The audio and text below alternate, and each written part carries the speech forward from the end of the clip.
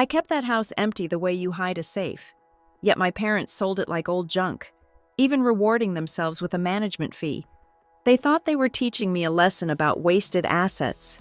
In reality, they triggered a federal protocol nobody in our family could shut down. When 3 black SUVs pulled up outside, they finally learned some properties do not belong on the market. They belong in classified files. I am Natalie Kelly.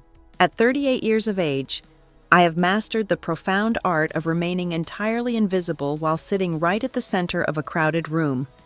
The room in question on this particular morning was the grand dining hall of my parents' sprawling estate in Highland Park, a wildly affluent and aggressively manicured enclave nestled within Dallas, Texas.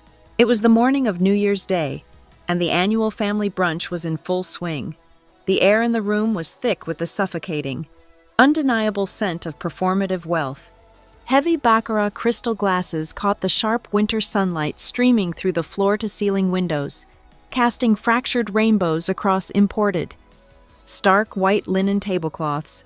Massive abstract oil paintings dominated the walls, pieces purchased by my mother, Diane, not because they moved her soul or sparked any genuine emotion, but simply because their price tags rivaled the cost of a high-end luxury sports car. Every single detail of the house was meticulously curated to scream financial triumph to anyone who walked through the heavy oak double doors. I sat near the lower end of the long mahogany table, dressed in a simple charcoal gray wool sweater and dark slacks. I was the widely acknowledged, designated misfit of the Hargrove bloodline. Earlier that morning, I had parked my reliable, unremarkable sedan at the very end of their sprawling circular driveway, safely hidden behind a gleaming fleet of European luxury vehicles belonging to the rest of the guests. I had brought no grand announcements to this gathering. I possessed no shiny new vehicle to casually mention over the smoked salmon, no elevated corporate title to drop into the conversation, and absolutely no flashy achievements to display on the metaphorical mantle of my family's pride. In this house, under my parents' roof, if you were not actively projecting overwhelming success, you were considered a tragic, living failure. My older sister, Kinsley Hargrove, was happily holding court at the head of the table. She was exactly 3 years my senior and navigated her entire existence as if she were perpetually pitching her life story to a hostile room of venture capitalists. Today, she was breathlessly detailing the launch of her new wellness technology startup, throwing around meaningless, rehearsed buzzwords about corporate synergy and holistic market disruption. Her husband, Grant, leaned comfortably against the antique mahogany credenza, swirling a mimosa in his tall glass. He jumped into the conversation only to boast about his latest investor relations triumphs. He dropped the names of elite private equity firms with the practiced, casual arrogance of a man who made a very comfortable living gambling with other people's money, when the two of them finally exhausted their own endless supply of self-praise. They naturally pivoted their attention toward their favorite target. "Are you still doing that worthless consultant thing, Natalie?" Kinsley asked across the table. Her tone was carefully modulated, dripping with a rehearsed, sickeningly sweet pity that she had perfected over decades. Grant chuckled softly, taking a long moment to adjust the heavy, diamond-encrusted designer watch on his left wrist. "Hey, someone has to push the paper around, right? Doing federal risk compliance sounds like a genuinely fantastic way to catch up on your sleep. I honestly do not know how you stand the sheer boredom of it all." I offered a small, polite smile and let the insult sit between us like a centerpiece. My voice stayed level, my face stayed calm. Diane mistook that calm for permission and used it to put me to work. "Natalie, sweetie," Diane called out, her voice echoing sharply off the vaulted ceiling. "Be a dear and top off Grant's glass, would you? And while you are up, please clear those empty appetizer plates and take them to the kitchen." It was a classic, deeply ingrained power play. The house was currently staffed with a full, highly paid catering team hired specifically for the holiday morning. Yet she explicitly needed me to perform the manual labor, It was her preferred method of establishing the family hierarchy for all to see. The successful, brilliant daughter is allowed to speak and be served. The disappointing, mediocre daughter is expected to stand up, keep her head down, and work.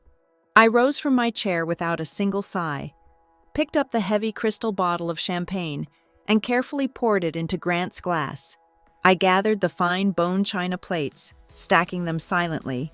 As I moved around the room performing my assigned chores, I simply observed them. I watched their micro-expressions, the fleeting moments of deep insecurity that they desperately tried to mask with loud voices, aggressive posturing, and expensive fabrics. Over the years, I had grown profoundly accustomed to being consistently and aggressively underestimated by my own blood relatives. What they completely failed to understand was that being severely underestimated is the most effective camouflage a person can possess in this world. They firmly believed my life was a dull, gray blur of bureaucratic monotony. I allowed them to believe it. In fact, I absolutely needed them to believe it. For many years, I had carefully fed them the lie that my career consisted solely of managing risk compliance for vague, incredibly boring federal contracts.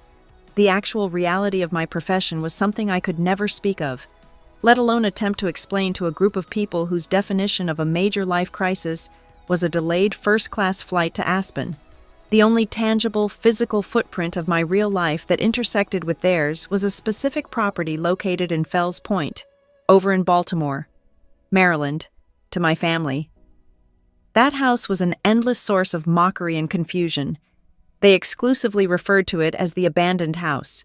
They knew I was rarely present there, and to their real estate-obsessed minds, leaving a piece of prime property unoccupied and unrenovated was a literal sin against capitalism. They simply could not fathom why I held on to a modest brick row house and let it sit quiet and dark for months at a time. They did not know why it remained empty, and I was certainly bound by strict federal law never to explain the truth to them. I returned from the catering kitchen, wiping my hands on a linen towel, and took my seat back at the lower end of the table. Just as I settled in, my father, Russell Hargrove, cleared his throat. It was a sharp, booming, authoritative sound, and the lively room immediately fell into absolute silence. Russell treated his family precisely like a corporate board of directors, and this holiday brunch was his mandatory quarterly address. He steepled his fingers together, resting his elbows on the pristine table. The harsh morning sunlight caught the thick gold of his wedding band. He began a slow, deliberate monologue about the pressing need for optimizing the family asset portfolio. He spoke at length about cash liquidity, sudden market shifts, and the unforgivable financial crime of carrying dead weight in an investment profile. He spoke about me and my life choices. Though he purposely did not use my name at first, he spoke as if I were merely a depreciating line item on a sprawling spreadsheet. A rounding error in judgment that urgently needed to be balanced and corrected by upper management. Slowly, he turned his head and looked directly down the long expanse of the table. His sharp, calculating eyes locked completely onto mine. It was the cold, unyielding look of a man who had already made a massive, unilateral decision behind closed doors and was now merely delivering the final verdict to a subordinate. He paused for maximum dramatic effect, ensuring every single person in the room was watching the exchange. Russell looked at me and said, "We need to talk about your Baltimore house." The silence that settled over the grand dining room was heavy and absolute. The clinking of heavy silver forks against fine china ceased entirely. Grant stopped swirling his drink.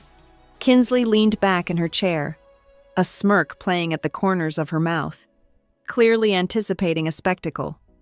Russell kept his hands steepled, transforming the head of the table into an executive boardroom. He did not look at me as a father looking at a daughter. He looked at me like a senior partner addressing a junior associate who had severely mismanaged a portfolio. "We have made a decision regarding that property," Russell announced.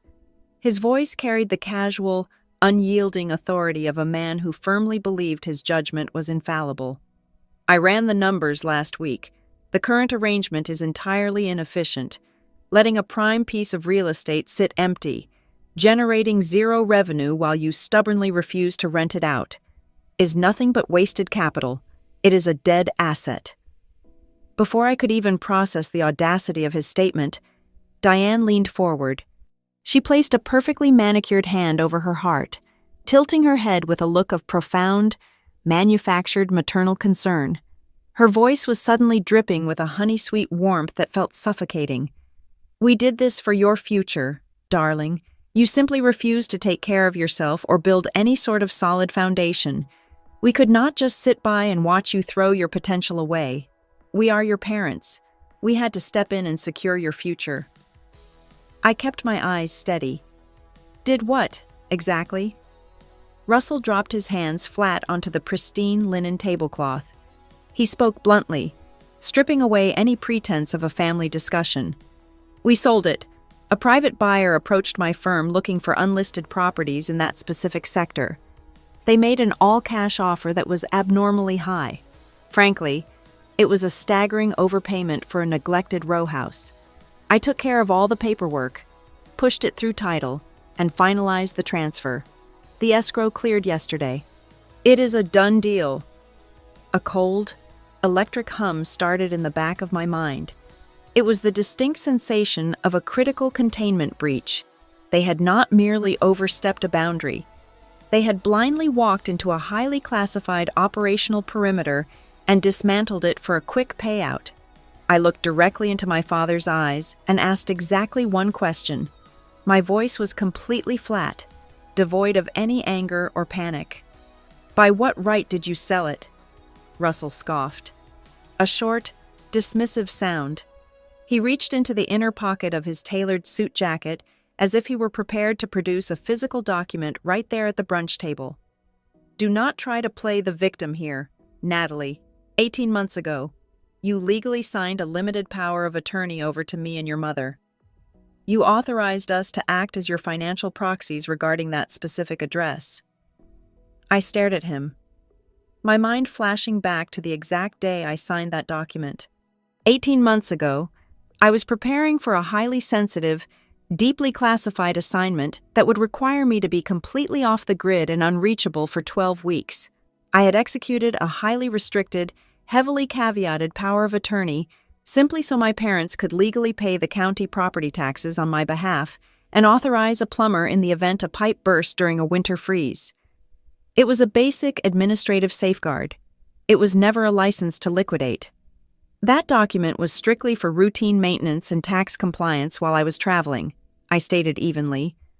"The language was broad enough," Russell countered smoothly, waving a hand in the air. "My legal team reviewed it. It gave me the authority to manage the asset in your best interest. And liquidating a dead asset for a massive premium is unequivocally in your best interest. The deal was simply too good to pass up. Only a complete fool would have walked away from that kind of leverage." He paused, adjusting his posture, his chest puffing out slightly with unearned pride. "Now, considering the complexity of the transaction, the speed at which I had to push the buyers through the closing process, and the sheer magnitude of the profit I secured for you, your mother and I retained a 20% management fee from the gross sale. The sheer breathtaking arrogance of it hung in the air. A standard real estate commission might be 5 or 6%. Taking 20% was not a fee.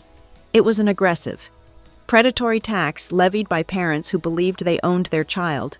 They had sold a house that did not truly belong to them, to a buyer they did not know, and then boldly skimmed a massive cut off the top because they felt entitled to a reward for their hard work." Kinsley let out a short, mocking laugh from across the table. She picked up her crystal glass, pointing it at me like a weapon. "Oh, do not look so dramatic, Natalie. Honestly, you should be thanking Dad.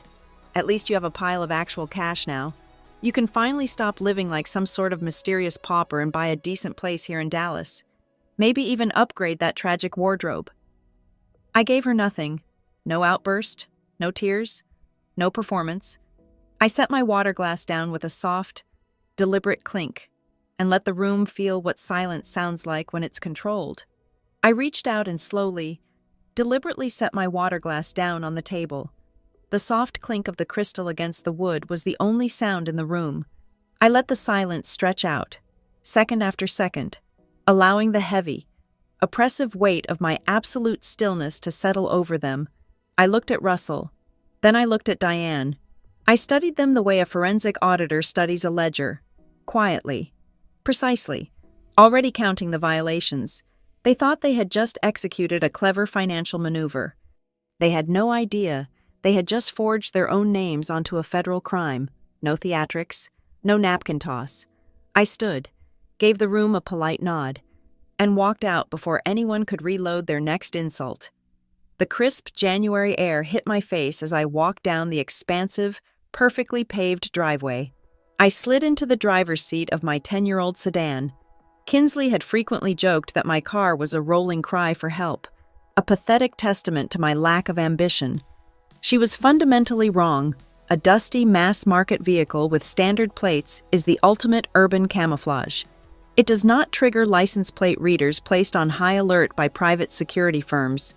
It does not warrant a single-second glance from valet attendants or neighborhood watch cameras. It is a ghost ship, and it was exactly what I needed. I drove the 15 miles back to my short-term rental on the outskirts of the city. It was a sterile, fully furnished one-bedroom apartment I leased specifically for the duration of this holiday visit. There were no personal photographs on the walls, no clutter on the counters, and zero traces of my actual personality. It was merely a secure staging ground. I locked the heavy deadbolt, pulled the thick blackout curtains completely shut, and retrieved my workstation from the false bottom of my travel duffel bag. This was not a standard commercial laptop. It weighed nearly 8 pounds, encased in a matte black magnesium alloy shell, and was entirely air-gapped from any standard public network. I opened the lid and initiated the 3-stage biometric authentication process, a fingerprint scan, a retinal verification, and a rotating 40-character passphrase. My parents firmly expected an emotional breakdown. They anticipated a frantic phone call within the hour, where I begged for the money back or screamed about familial betrayal. They deeply understood family drama, petty power struggles, and emotional manipulation. They did not understand incident response protocols. I opened a blank, highly encrypted terminal and began drafting an initial breach assessment. I did not write like a wounded, misunderstood daughter. I wrote like the federal compliance director I actually was. I documented the exact time and location of the brunch conversation. I transcribed my father's verbatim admission regarding the unilateral sale of the property. I logged his casual confession of retaining a 20% management fee from the illicit transaction. I noted the specific exploitation of the limited power of attorney executed 18 months prior. I stripped away every ounce of familial context, reducing their arrogant brunch chatter to pure, unadulterated legal liability.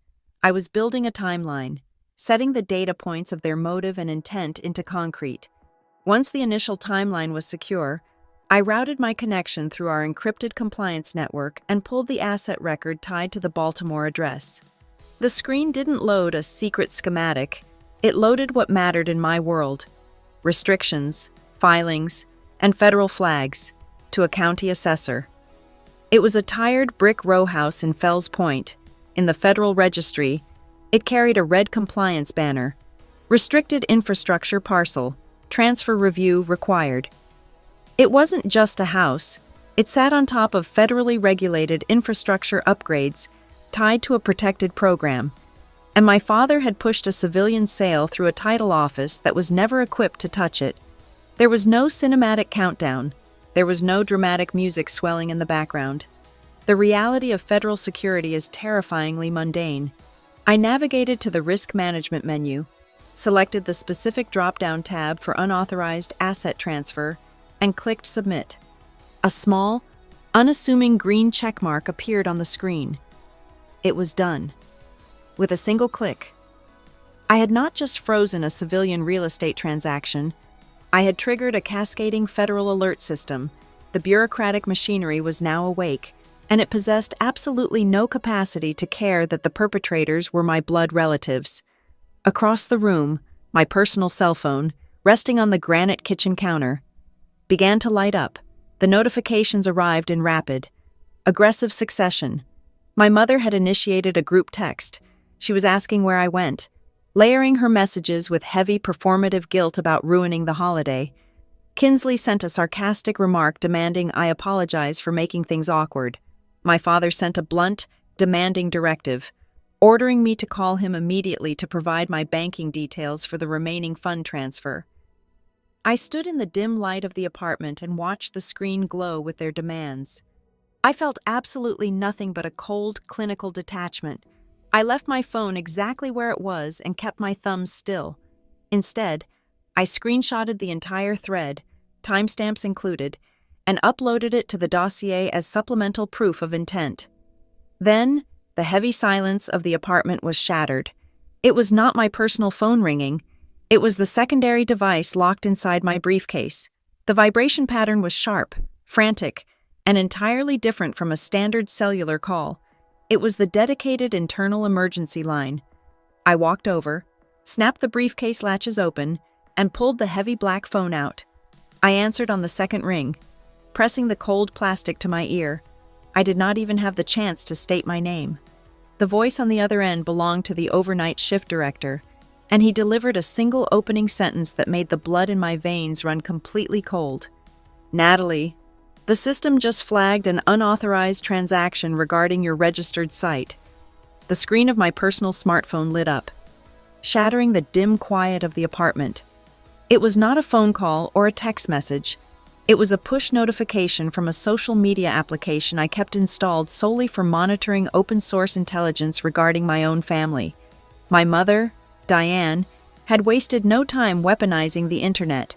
She had crafted a highly curated, deeply manipulative public post. I opened the application and stared at the image she had uploaded. It was a perfectly framed, high-resolution photograph of the grand dining table I had just left. The composition specifically highlighted the empty chair where I had been sitting, the crumpled linen napkin left beside a half-full water glass. The caption beneath it was a masterclass in passive-aggressive victimhood. It read about the deep heartbreak of the holiday season, the agonizing pain of giving everything to a child only to be met with cold ingratitude, and the silent suffering of parents who simply wanted the best for an unappreciative daughter. Within minutes, the comment section became a chaotic courtroom of public opinion. Diane held court among a chorus of wealthy Highland Park wives and country club acquaintances. They swarmed the post like sharks to a fresh drop of blood. They offered prayers for my mother's broken heart. They posted long paragraphs condemning my generation for lacking basic filial piety. They painted me as a reckless, ungrateful failure who had callously abandoned her loving family on a holiday. Not a single person in that comment section paused to ask what had precipitated my departure. Not one of them knew my parents had just liquidated my property. The narrative was permanently set, and in their eyes, I was the undisputed villain. As I scrolled through the public condemnation, a new notification banner dropped down from the top of my screen. Kinsley had created a brand new group text message thread. She had titled it, "Family Intervention." The messages began to rapid fire into the chat, each one more aggressive than the last. Kinsley demanded an immediate, groveling apology. She accused me of intentionally humiliating our parents in front of their holiday guests, claiming my silent exit was a calculated tantrum designed to cause maximum emotional damage. Before I could even process Kinsley's barrage, her husband Grant entered the fray. He completely bypassed the emotional manipulation and went straight for corporate intimidation. His messages were written in the sharp, aggressive syntax of a man accustomed to bullying junior partners in a boardroom. He told me to listen to him very carefully. He stated that if I attempted to throw a tantrum, sabotage the closing process, or blow up this incredibly lucrative deal, he would personally ensure that I was sued for tortious interference and massive financial damages. He threatened to tie me up in civil litigation for the next 10 years if I cost the family this payout. I sat at the small kitchen island, the glowing screen illuminating my face in the darkened room. I did not feel a single surge of anger. I felt a profound, chilling clarity. I took a deep breath, simultaneously pressing the two buttons required to capture my screen. I systematically scrolled through the social media post, capturing the image, the caption, and every single condemning comment. I switched to the messaging application and photographed the entire group chat, ensuring the timestamps of Grant's financial threats and Kinsley's coercion were clearly visible. I was not hoarding these images to cry over them later. I was meticulously building an evidentiary timeline. In a federal investigation, proving motive is just as critical as proving the action. My family was actively documenting their desperate, aggressive intent to push an unauthorized sale across the finish line, and they were handing me the evidence on a silver platter. Just as I finished encrypting the screenshots and moving them to my secure drive, an alert chimed from my standard, civilian email account. It was a message from an escrow officer representing a prominent Maryland title company. The subject line was flagged with high-priority markers, demanding urgent action regarding supplemental signatures for the Fells Point address. The body of the email was terse and highly unusual for a standard residential transaction. The officer stated that the buyer was intensely motivated and pushing for an accelerated, virtually immediate closing timeline. They were demanding a final, sweeping waiver of all seller disclosures to be signed and returned by 5 o'clock that very evening. I opened the attached PDF and began to scrutinize the contract details. Something was fundamentally wrong. The purchasing party was not listed as a standard family trust or an individual investor. It was registered as a limited liability company. I pulled up a public business registry on my secondary monitor and traced the company name. The structure was incredibly dense, intentionally designed to obscure the true beneficiary. The limited liability company was nested inside a larger holding corporation registered in Delaware, which in turn listed its primary operating address as a vacant strip mall storefront. A normal civilian buyer looking for a renovation project does not utilize a 3-tier corporate shell structure to purchase a neglected row house. More importantly, real estate investors generally rely on thorough inspections. They do not aggressively demand an accelerated holiday closing while explicitly waiving their right to basic property disclosures. They were moving entirely too fast, desperate to secure the deed before anyone could look closely at the paperwork. They were not buying a house. They were securing a strategic geographic footprint. I made 0 calls, no arguing with my father, no defending myself to Kinsley, no pleading with escrow. That would have granted them authority they never actually had. Instead, I packaged the documents, the shell structure, and the timeline, and filed a formal notice through the encrypted portal. Instead, I turned my attention back to my heavy, air-gapped workstation. I opened the direct, encrypted communication portal to the secure operations center. I drafted exactly one formal declaration. I attached the escrow documents, the shell company registry data, and the timeline of my father's admission. I typed a single, stark sentence noting that an unknown, heavily shielded corporate entity was actively attempting to execute a rapid acquisition of a registered infrastructure node. I hit the transmit key. I leaned back in the cheap dining chair and watched the main dashboard of the Federal Asset Tracking System. For several long seconds, the screen remained unchanged, displaying the standard green operational markers. Then, the system refreshed. The green indicators vanished, instantly replaced by a stark, glowing amber alert. The text next to the Fells Point address shifted. It no longer read active status. A cold, distinct shiver ran down the entire length of my spine as I read the new classification. The machine had taken over, and the words on the screen confirmed it. The transaction was now officially locked under federal review. The call came from our regional compliance coordinator. Not a movie villain, and not a hero either. Just a voice trained to treat risk like math. "We have a transfer issue," he said. "That parcel is federally restricted. It cannot be conveyed through a standard title process without triggering review."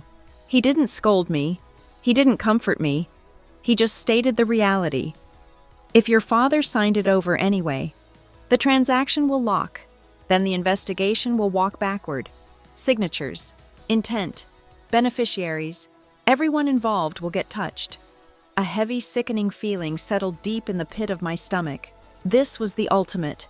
devastating consequence of their blind arrogance. My parents, in their absolute certainty that they were financial geniuses, had blindly waltzed into a sophisticated trap. They honestly believed they were outsmarting the local real estate market and teaching their disappointing daughter a valuable lesson about capitalizing on dead assets. Instead, they had unknowingly facilitated a transaction with an entity that was now squarely in the crosshairs of a major federal intelligence probe, simply because they were greedy for a fast payout. They had painted a massive, inescapable target on their own backs. Despite the overwhelming weight of this realization, I forced my breathing to remain slow and steady. I didn't want them destroyed.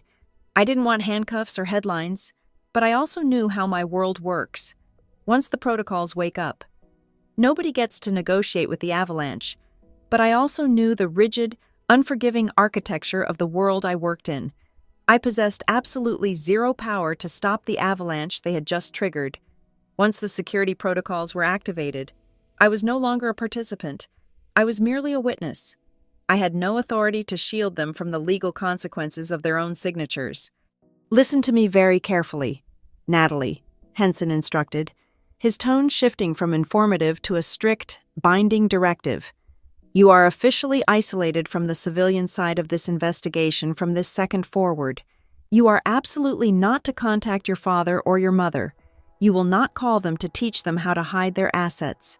You will not offer them a warning about the freeze. To do so would be a direct obstruction of an active inquiry. Every single interaction you have with them moving forward must be entirely transparent, fully documented, and strictly mediated through your own outside legal counsel. Do you understand these parameters?" "I understand completely," I replied without hesitation. "I will secure private civil counsel first thing in the morning." "Good. Keep your head down and let the process work," Henson said, and the secure line instantly went dead. I set the heavy black receiver back into its cradle. The silence of the small apartment rushed back in, but the atmosphere had fundamentally changed. It was the breathless, heavy silence of a bomb falling through the air, just seconds before the inevitable impact. I turned my chair away from the encrypted workstation and faced my standard civilian laptop. I opened the internet browser and logged into the secure online portal provided by the Maryland Title Company. This was the system designed to track the final disbursement of the sale. Just an hour ago, the main dashboard had proudly displayed a massive pending deposit, representing the remaining 80% of the sale price destined for my personal checking account. I moved the cursor and clicked the refresh button. The screen blinked white for a fraction of a second. When the portal reloaded, the large, bold numbers detailing the expected payout had vanished entirely. In their place, a stark, bright red status bar stretched across the very center of the dashboard. I stared at the new designation, reading the exact phrasing that signaled the definitive end of my family's illusion of control. Transaction flagged, /pending seizure review. The incessant vibration of my phone against the granite counter became a steady, rhythmic drumbeat of panic. Within the span of 10 minutes, my father called exactly 11 times. I let it ring. I listened to the voicemails stack up in real time. The psychological devolution of Russell Hargrove was spectacular to witness. The first message was barked out with his usual boardroom authority, demanding I immediately contact the title company to clear up a ridiculous banking glitch. By the fourth message, his tone had sharply elevated to anger, noting that his personal operating accounts were suddenly locked. By the ninth message, the bluster was entirely gone. His voice was thin, reedy, and laced with naked desperation.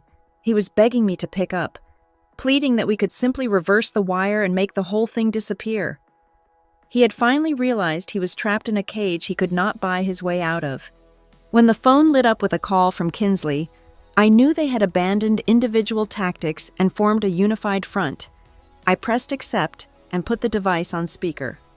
"Natalie," my sister snapped instantly, the background echo confirming she had me on speakerphone in our parents' living room. "What on earth did you do?" Before I could respond, my mother interjected. Diane had seamlessly transitioned into her ultimate defensive posture, which was weaponized weeping. "I just wanted you to be stable, sweetie," she sobbed, her voice trembling with perfectly calibrated theatricality. "We only wanted to secure your future. How were we supposed to know there would be some sort of problem? Why did you never explain exactly what your job actually entails? This is incredibly unfair to us."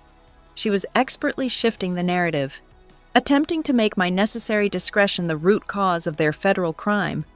Kinsley jumped right back in, delivering a cruel, calculated strike designed to inflict maximum guilt. "She is right. If you truly never wanted that dilapidated place sold, why did you legally sign the paper giving Dad the power to do it? You handed him the keys. Natalie, you literally asked for this to happen, and now you are punishing them for helping you." "Let us all just take a breath and be rational adults here," Grant chimed in. Using his smooth, placating investor voice, he honestly believed he could negotiate his way out of a national security breach. "This is just a simple misunderstanding over a piece of real estate. We wire the cash back to the holding company, we void the final contract, we wipe the slate clean, and pretend none of this ever occurred. Easy fix." I let their chaotic chorus of blame, denial, and amateur legal strategy hang in the air for a long moment. I stared at the blinking red lights on my secure monitor. "Everything is no longer in my hands," I stated, keeping my voice utterly devoid of emotion. "And it is certainly no longer in yours either." The line went dead silent. The absolute certainty in my voice had finally pierced their bubble of privilege. Then, Russell exploded. "I will sue you into the ground," he roared, abandoning any pretense of a loving father. "If you try to pin this banking freeze on me, I will drag you into civil court for abuse of power. I will expose you. You are deliberately trying to destroy this family's reputation over a cheap row house." I disconnected the call, let him scream at an empty room. I turned my attention back to the civilian laptop. Something about my father's extreme confidence regarding his legal right to sell the property bothered me. I logged back into the title company portal and downloaded the final, executed closing packet. I scrolled past the standard disclosures and the warranty deed, searching for the specific limited power of attorney I had signed 18 months prior. I found it on page 42. My original signature was there, authorizing routine maintenance and tax payments, but attached to the back of the document was a secondary page. It was an addendum, drafted in dense, convoluted legalese, broadly expanding the definition of asset management to include fiduciary liquidation and portfolio optimization. My father had not forged my signature. He had simply used a loose clause in the original document to attach a legally dubious rider, effectively granting himself the ultimate authority to sell the house. It was a classic, ruthless white-collar maneuver. He had treated my legal proxy the same way he treated a hostile corporate takeover. The federal government would handle the national security breach and the illicit buyer. But I needed a massive, impenetrable firewall to protect my personal civilian rights from my own family. I could not rely on agency lawyers for a domestic civil dispute. I picked up my phone and dialed the emergency after-hours intake line for Stonewell and Price LLP. They were a notoriously aggressive, highly expensive civil litigation firm based in downtown Dallas. They did not care about family harmony. They cared about dismantling opposing counsel piece by piece. Within 20 minutes, I had secured a senior partner on retainer to handle the fraudulent expansion of the proxy document and the unauthorized retention of the 20% management fee. Just as I finished transferring the retainer funds, a new text message chimed from my mother. The anger had subsided, replaced by a desperate, cloying need to regain control of the narrative. "We are a family, Natalie," Diane wrote. "We need to sit down, look each other in the eye, and figure out a family resolution for this mess.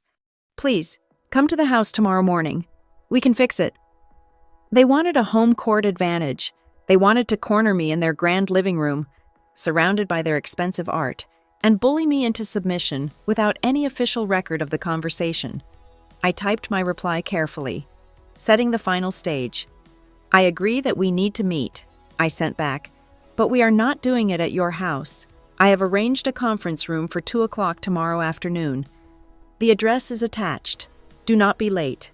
I attached the address for the heavily glassed, intimidatingly corporate offices of Stonewell and Price. There would be no crying on plush sofas. There would only be witnesses, sworn statements, and rigid legal procedures.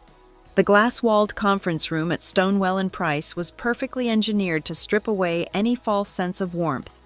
It sat on the 42nd floor, overlooking the sprawling concrete grid of downtown Dallas.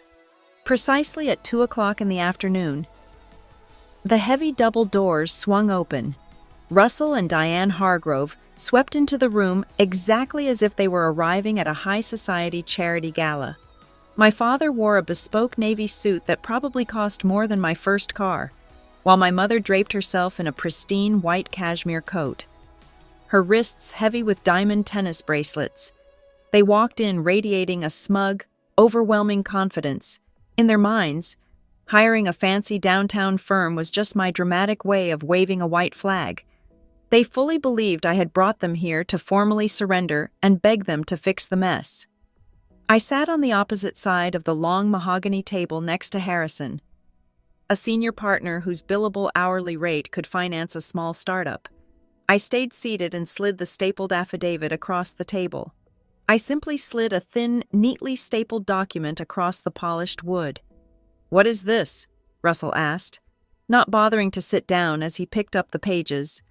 "It is a basic affidavit of facts," I replied, my voice gentle, purposefully stripped of any edge. "The banks have frozen the transaction because of the sudden transfer of the deed. Harrison suggested that the fastest way to untangle the legal mess is for everyone to simply confirm the timeline, the statements made, and the exact scope of the proxy document you utilized. It is just to help my lawyer clarify the record." It was the ultimate trap. Built entirely out of politeness, I was offering them a chance to explain themselves on the official record, playing directly into my father's desperate need to be the smartest, most authoritative voice in any room. Russell let out a short, dismissive laugh, taking the expensive fountain pen from his breast pocket. "Is that all? God, Natalie, you made it sound like the world was ending. This is standard compliance paperwork." He sat down and began to flip through the pages, because he believed this was merely a bureaucratic hurdle to unfreeze his money. He could not stop himself from talking. He wanted Harrison to know exactly how brilliant his business maneuver had been. "I pushed the closing through in under 48 hours, Russell boasted, gesturing with his pen. "The buyer was highly motivated. They actually offered a substantial premium, a massive cash bonus. If we bypassed the standard inspection period and signed the final addendums immediately, obviously, I executed it. And yes, as the document states, I retained a 20% management fee for my firm. I earned every penny of it for securing such an aggressive timeline." He was openly confessing to rushing a blind real estate deal for a cash bribe and skimming a massive, unauthorized percentage off the top. I watched him smoothly sign his name next to each admission. Diane settled into the leather chair beside him, adjusting her cashmere coat with a satisfied sigh. She looked across the table at me, her eyes entirely devoid of the weeping mother routine she had performed the night before. "I told your father we should just handle this quickly," Diane blurted out, a self-satisfied smirk playing on her lips. "I knew you would not dare make a big deal out of this once you saw the actual numbers. You always were too timid to handle real money. We did you a massive favor, taking the burden off your shoulders." With one sentence, she had completely shattered the illusion that they acted out of protective parental concern. She had just admitted on the record that they bypassed my consent because they viewed me as weak and assumed I would never fight back. Harrison remained perfectly still, his hands folded neatly over his legal pad. He looked at my parents over the rim of his glasses. "Mr. Hargrove, Mistress Hargrove, I need to ask you a very specific question for the record. When you executed this sale, were you completely unaware that the property in question was a registered site belonging to federal security infrastructure?" Russell scoffed loudly, leaning back in his chair. "Do not be ridiculous. It is a rundown brick box in Maryland. Natalie does data entry. Stop trying to inflate her job title to scare us." So you firmly deny any prior knowledge of security protocols attached to the property? Harrison pressed smoothly. Absolutely, Russell stated with ironclad certainty. Harrison did not argue. He simply slid a second piece of paper across the table. It was a maintenance authorization form from 14 months ago, back when my father first assumed the proxy duties. This is a work order you signed on Natalie's behalf regarding a structural upgrade to the basement, Harrison noted. Right here, in the second paragraph. It explicitly states the repairs must adhere to strict federal security protocols and require cleared civilian contractors. You signed the bottom of this page acknowledging those terms. Did you read it before you signed it? Russell stared at his own signature. A brief flicker of panic crossed his eyes, but his ego refused to let him admit a mistake. I sign hundreds of pages of contracts a week, he snapped defensively. It was boilerplate language, a standard maintenance waiver. I am not going to memorize every trivial line of my daughter's plumbing bills. I kept my voice gentle. I slid the affidavit closer. Then just sign the line confirming you received the notice. No details, only acknowledgement. He snatched the pen and angrily signed the acknowledgement, firmly believing he was just swatting away an annoying legal technicality. He had no idea he had just destroyed his own plausible deniability. Right at that exact moment, my personal cell phone buzzed against the glass table, the screen illuminated with a text message from Kinsley. I glanced down and read the words. My sister, completely oblivious to the legal snare closing around our parents, could not resist the urge to gloat about her newly acquired wealth. The message read that she had already put down a massive non-refundable deposit on the new downtown penthouse using her cut of the sale money. She explicitly stated that if I thought I was going to cancel this deal and make her lose her dream house, I was out of my mind. It was the perfect, damning twist. The money they had skimmed from a classified federal asset was already being actively spent and commingled with civilian real estate deposits. It was undeniable, written proof of a spending motive derived from a flagged transaction. I quietly took a screenshot of the message and forwarded it directly to Harrison's secure server. Russell stood up, aggressively buttoning his suit jacket. Are we finished here? I expect that banking freeze lifted by tomorrow morning. I will not have my personal accounts tied up because of your administrative incompetence. We have everything we need, Mr. Hargrove, Harrison replied politely, standing to shake my father's hand. Thank you for being so forthcoming. My parents marched out of the conference room, their heads held high. Thoroughly convinced they had just dominated the negotiation, I remained seated in the quiet room, listening to the heavy doors click shut. Harrison sat back down, neatly stacking the freshly signed affidavits into a precise pile. He leaned over the table, keeping his voice to a low, clinical whisper. They have absolutely no idea what they just did.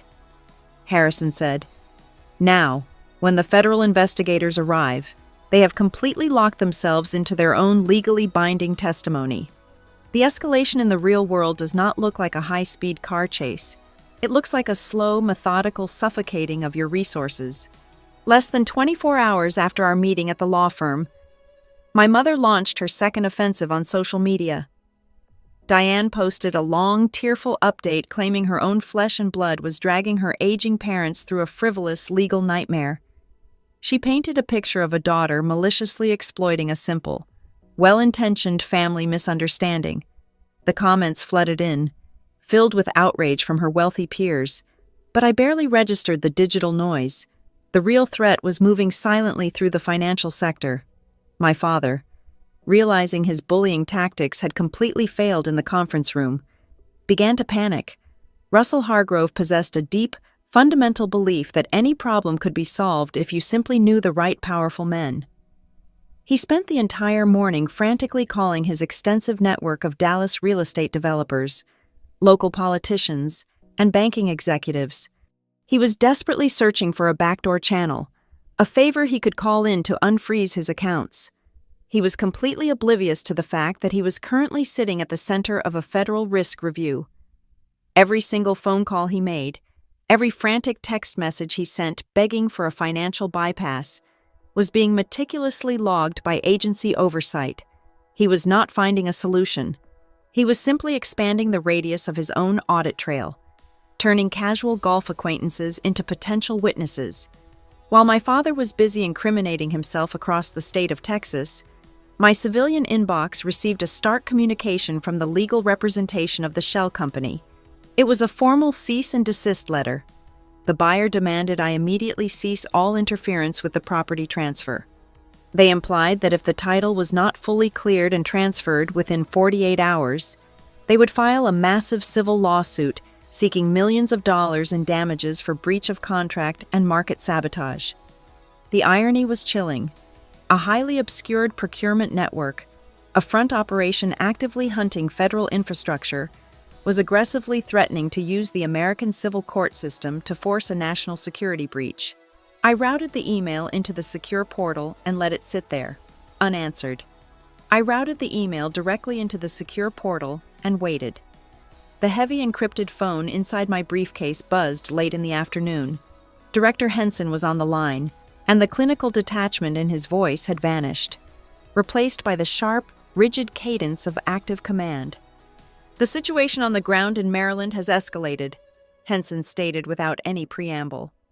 "Our surveillance teams just flagged individuals actively casing the perimeter of the Fells Point location. They bypassed the standard front door and attempted to force entry into the reinforced utility access panel near the basement node." My breath caught in my throat. This completely eradicated any lingering, naive hope that this was just a bizarre real estate coincidence. "They are not waiting for the title to clear," Henson continued. "They consider the location a burned target, and they are trying to extract whatever data or hardware they can reach before the government officially locks the deed.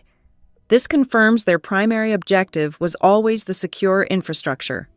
"What are my orders?" I asked, gripping the edge of the kitchen counter. "You are to remain exactly where you are," Henson commanded. "Under absolutely no circumstances are you to board a flight back to Baltimore. You will not go near that property. You will not engage with anyone regarding the physical security of that site. The agency is taking full operational control. We are handling every step from this moment forward. Keep your head down and stay completely out of the blast radius." The blast radius he mentioned was already beginning to detonate inside my family's financial world. A few hours after Henson ended the call, the absolute reality of the risk freeze slammed into Russell. I watched the automated alerts populate on my secondary monitor. My father had attempted to execute a massive wire transfer, trying to move his stolen 20% management fee from his domestic checking account into an offshore holding trust before the government could claw it back. The system did not just deny the transaction, it hard-locked his entire portfolio. He was completely cut off. He could not buy a cup of coffee, let alone fund a legal defense. The financial paralysis instantly triggered a catastrophic chain reaction within the family. My phone lit up with a hysterical, incoherent barrage of texts from Kinsley. Her escrow agent had just called her. The massive, non-refundable deposit she had confidently wired for her luxury downtown penthouse had been flagged and halted by the Federal Reserve, because those funds originated from the tainted real estate transaction. Her money was now trapped in a government holding account. Her dream home was gone, and her startup capital was deeply compromised. Kinsley did not blame our father for stealing the money in the first place. She directed every ounce of her venom at me, screaming in all capital letters that I had intentionally ruined her life, destroyed her future, and sabotaged her happiness out of pure jealousy. I ignored her breakdown and focused on the secure terminal. A new, highly classified operational directive flashed across the screen. It was an authorization code for an immediate enforcement action. A federal search and seizure warrant had been officially signed by a judge. The specific time of execution was heavily redacted, purposely unannounced to prevent anyone from destroying evidence or moving assets. The slow, bureaucratic review was over. The physical response was now in motion. As I stared at the glowing green authorization code, my civilian phone chimed one final time. It was a single text message from my mother. The performative outrage was gone, replaced by a cold, absolute ultimatum delivered right before the storm made landfall. "If you really do this to your family," Diane wrote, "you are no longer my daughter." The annual Dallas Children's Foundation Gala at the Grand Downtown Hotel was an event my mother, Diane, refused to cancel. In fact, she actively amplified its scale. She hired a professional media team to live stream the entire evening across her social channels. It was a desperate, glittering stage constructed entirely to prove to her wealthy country club peers that the Hargrove family was perfectly fine, financially invincible, and completely united against any malicious rumors. I attended the event solely because keeping my physical distance from the compromised Baltimore location was my only operational directive. And watching my family attempt to orchestrate a massive public relations rescue mission was the final necessary data point to conclude my timeline. I stood near the back of the sprawling, cavernous ballroom, wearing a simple black evening gown, blending seamlessly into the shadows cast by a towering ice sculpture. My father was holding court near the center of the room. Russell wore a custom-tailored tuxedo and projected the booming, aggressive confidence of a real estate titan. He laughed far too loudly at the jokes made by local politicians and constantly signaled the catering staff for more champagne. However, I could easily see the deep, vibrating cracks forming in his armor. His right hand twitched constantly, drifting down to the pocket of his trousers. Every few minutes, he pulled out his smartphone, staring at the illuminated screen with a tight jaw, desperately hoping the massive federal freeze on his assets had miraculously lifted. The financial paralysis was eating him from the inside out, turning his usual arrogance into a fragile, frantic energy. The carefully maintained illusion shattered very quietly. A senior vice president from my father's primary wealth management firm approached him near the marble cocktail bar. I watched from a calculated distance as the banker leaned in, keeping his voice carefully lowered to avoid eavesdroppers. I did not need to hear the exact words to know precisely what was happening. The executive was asking my father about the severe, highly unusual federal hold placed on all his liquid assets and the sudden inquiry into illicit funds. I watched my father's face cycle rapidly from fake joviality to sheer panic, and finally to outright, defensive rage. He slammed his heavy crystal glass onto the bar hard enough to chip the base, his face flushing a dangerous shade of crimson before he abruptly turned and stormed toward the secluded hallway.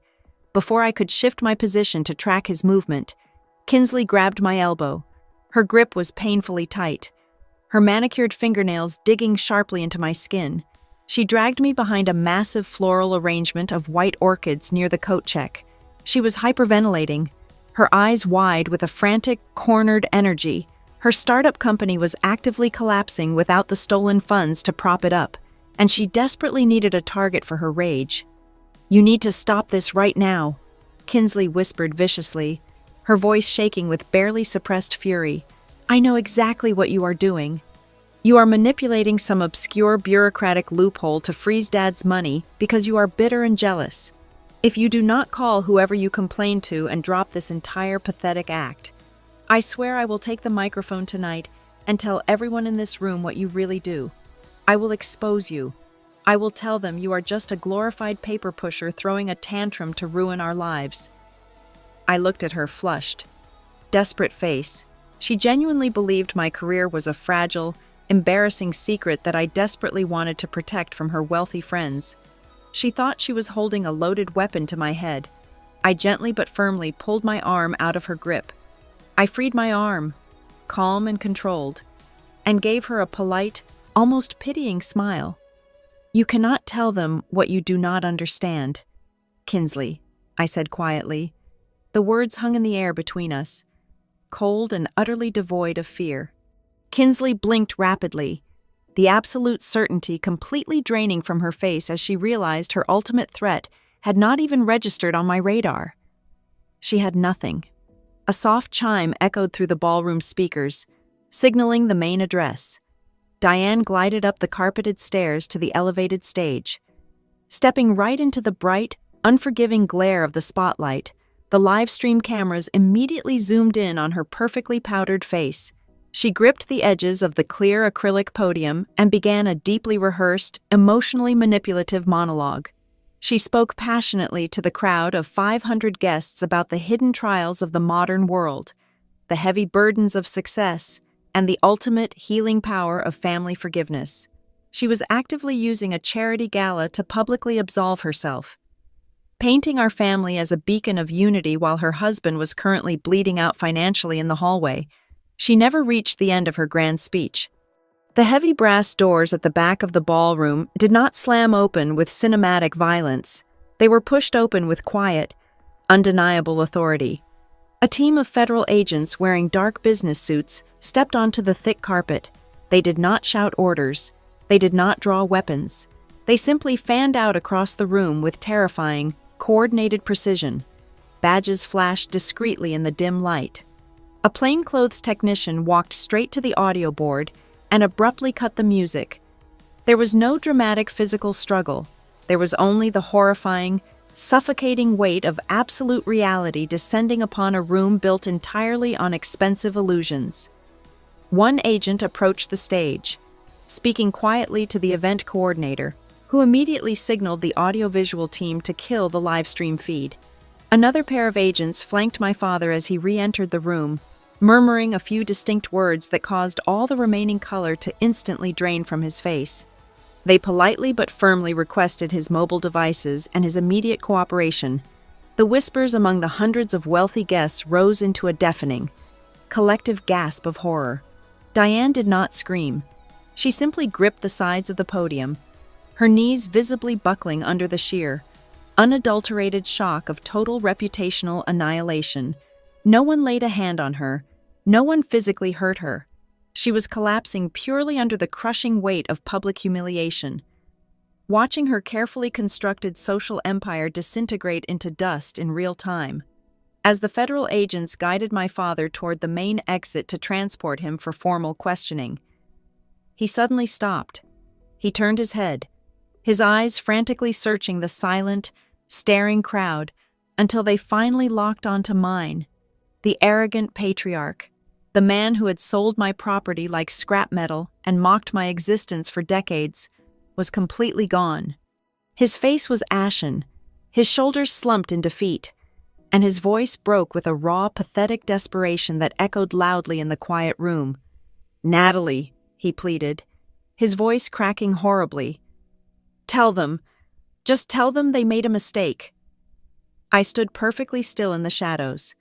I stayed perfectly still in the shadows. No nod, no smile, no reassurance.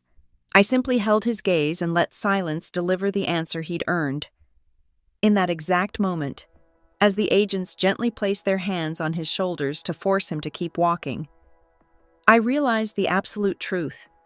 It was the very first time in my 38 years of life that my father was looking at me as someone who held actual, terrifying power.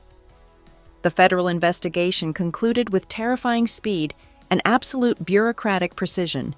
The illicit real estate transaction was completely voided, wiped from the municipal county records as if the ink had never touched the paper. Reversing the deed was the simple part. The catastrophic damage to my family was entirely self-inflicted. By willfully abusing the limited power of attorney and aggressively skimming a massive management fee from the sale, Russell and Diane escalated a petty family betrayal into a severe federal violation. The final devastating reality of the situation crashed down on them during their first official deposition. The Baltimore property legally carried my name on the civilian deed, but that document was nothing more than a carefully constructed ghost shell. The house was a registered, highly classified asset strictly funded by federal operational budgets, because the property belonged to the national security apparatus. Every single penny generated from that unauthorized sale was immediately classified as infected. High-risk cash flow. The government did not just ask for the money back. The Treasury Department seized it all, freezing every account the funds had touched. The fallout was absolute and unforgiving. My father permanently lost his elite real estate broker license.